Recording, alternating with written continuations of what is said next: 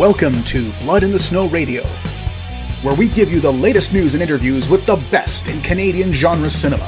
Here are your hosts, Robert Bellamy and Festival Director Kelly Michael Stewart. It's Radio is back, and I'm one of your hosts, Rob Bellamy. And I'm Kelly Michael Stewart.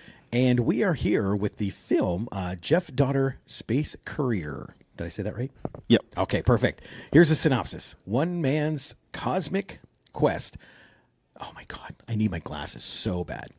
One man's cosmic quest to maintain employment in the universe's strangest delivery job. That kind of does sum it up. I'll get you to introduce yourself and your role on the project. Yeah, I'm Shane Campbell, and writer, director, VFX artist for Jeff Daughter Space Courier. Mm-hmm. Again, and more accurately, it'd be a series. You're in the web series program that we're playing tonight. Yeah, like that too. So part of a larger universe, right? Exactly. Yeah. It's hopefully it's a pilot episode for hopefully a web series. Okay. To come. Yeah. What brought this idea on? I love the concept. Watching it was so much fun. I think probably several factors led into it. I used to be a delivery guy, obviously, so that's like a good start. It actually started with my obsession with spaceships, and I've always been into making things, like making music. I'm the type of guy I'll make a music album and then just for like no one to hear, just kind of like make stuff. But for years, I would just scour like Value Village looking for parts for a spaceship, and that turned into me wanting to make music videos. So I did that for a little bit with the miniatures, and then I learned about this thing called Unreal Engine, and I was like, "Oh my God, this is like crack cocaine for my mind." So it always been kind of like a hobbyist. You want to expand that for people and explain? Yeah, what that so is? Unreal Engine is a free software that's been around for years, but more recently has been used in film and TV for things like The Mandalorian to in conjunction with virtual production, which is a fancy way of saying. Video wall backgrounds that camera track, and it looks real in camera VFX. Basically. Yeah, I've seen some making of the Mandalorian and stuff like that. It's like what they call like the tube or some kind of name like that. The volume, the volume. That's it. Thank you, the volume. Yeah, so I was obsessed with that for a while, and just started to figure out how to photo scan miniatures into the software and then animate them. And you can light it in real time and everything. That's crazy. It's just like I photo scanned. Okay, so jumping back to Jeff Daughter, this is a thing that I wrote as a practice movie. So I wrote a feature for it. It was really bad, sitting somewhere. But during COVID, I decided to jump back on the project and turn it into a web series because I thought that'd be a good, way to present it. It's got an episodic feel. It's sort of.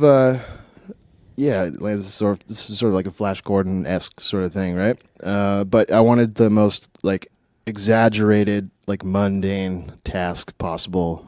Kind of is inspired by the beginning of Fifth Element, where he's just a cab driver. I just kind of wanted to see like a movie all like that, where it was like the stakes weren't like overly high yet, because I found it like to be the most like relatable.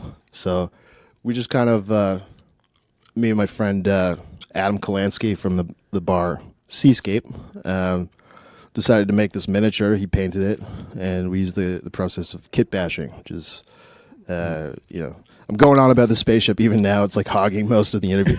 But, basically it stemmed around that. And then, I just kind of did a couple of false starts for the pilot episode, and then finally just buckled down and decided to do a draft like all at once, and it kind of came out that way, and I showed it to my girlfriend, and she was super happy with it. So, and just for reference, kit bashing, in case people don't know, it's basically where you pillage all sorts of different boxes of models. And create your own masterpiece. Yeah, it's a sort of scavenging process of almost sculpture-esque.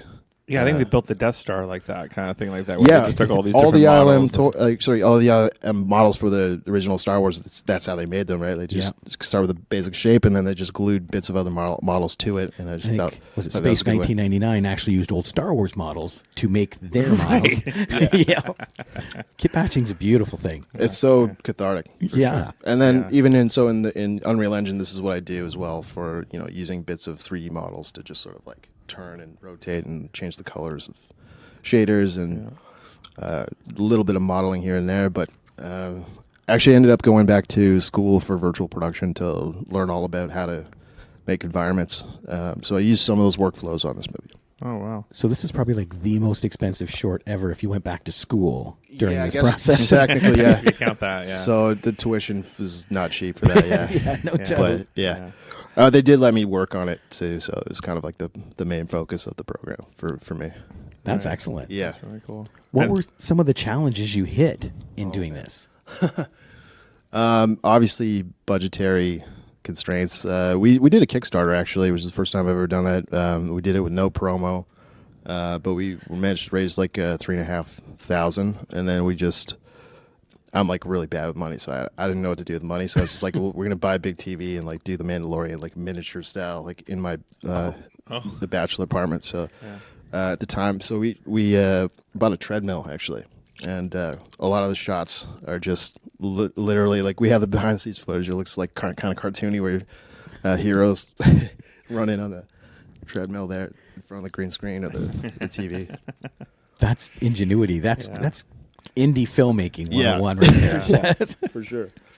What I love about the program here in Bits and Bytes is that it's kind of our web series, but it's also pilots. It's all kind of, we play music videos and everything too in it. So it's kind of I have a soft spot for it. So it's our kind of catch-all of different things, and we can take a chance on something like your series that pilot that we can play at it. So it's always interesting. It is neat to see that kind of the beginnings of world building and stuff like that. So maybe you could just talk about what you have, what your hopes are for, your plans are for that, to expanding that into a larger. Yeah, so I was just poking around, asking some other filmmakers last night, how do I get a distribution deal? And apparently, it's just the same as anything else. You just email a bunch of people.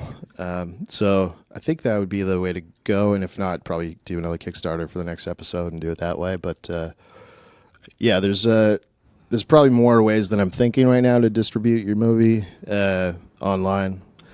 And I think that obviously the story is for Jeff Daughter to, spoiler alert, find the land of the ancients, and basically what they say they're going to do at the end of the movie. I don't think that's spoiler alert in any kind of adventure series and stuff like that. No, don't you worry. Yeah. Interesting. Yeah. Okay. Yeah, that sounds great. I mean, and by the way, so what's your obsession? I mean, I love Steve Buscemi, but that was quite the little tribute there at the beginning. That was an inside joke. But although I should say, like, I am a huge fan of everything that he does. But when Adam and I were talking, somewhere around the middle when we were talking about who should be in it, we were like, oh, Steve Buscemi would be awesome. But like, obviously we can't get Steve Buscemi, so we were like, let's dedicate the movie to him. Let's see what happens. That's awesome. So when Kelly was talking before about your world building, where do you see this going, other than the obvious ending? But right. How much of the world do you plan on building? Yeah, well, so that's what's great about the real-time rendering of Unreal Engine and the kit batching process, is that I wanted this to have like multiple environments that they go to, and then so like having them be in a spaceship too doesn't require a lot of camera tracking, because it's they're sitting down mostly, and they had an animated robot in it as well, so I could have like license to just cut away whenever something's not working in the edit, cut away to the robot, looking at whoever. That's a good idea. But yeah, as far as where it's going, if and when we get money for it, it would be good to bring on some other writers, I believe, because I think writing's not my strong suit. Like it's like something that I love to do, but it's like golfing. I love it, but I'm not great at it. Gotcha. Okay. So the thoughts are there. There's no actual script or story. We have the second episode written. Yeah. Oh, okay. Yeah. Excellent. Great.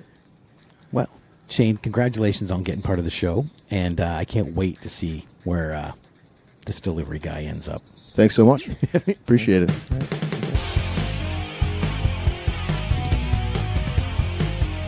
Join us next time for Blood in the Snow Radio. Bits Radio is a production of Three Evil Cats Productions in association with the Blood in the Snow Canadian Film Festival. For more information and to listen to other episodes, visit bloodinthesnow.ca and tweet us at BitsFilmFest. Music by Jan Gorman, produced and edited by Kelly Michael Stewart. I am Eduardo.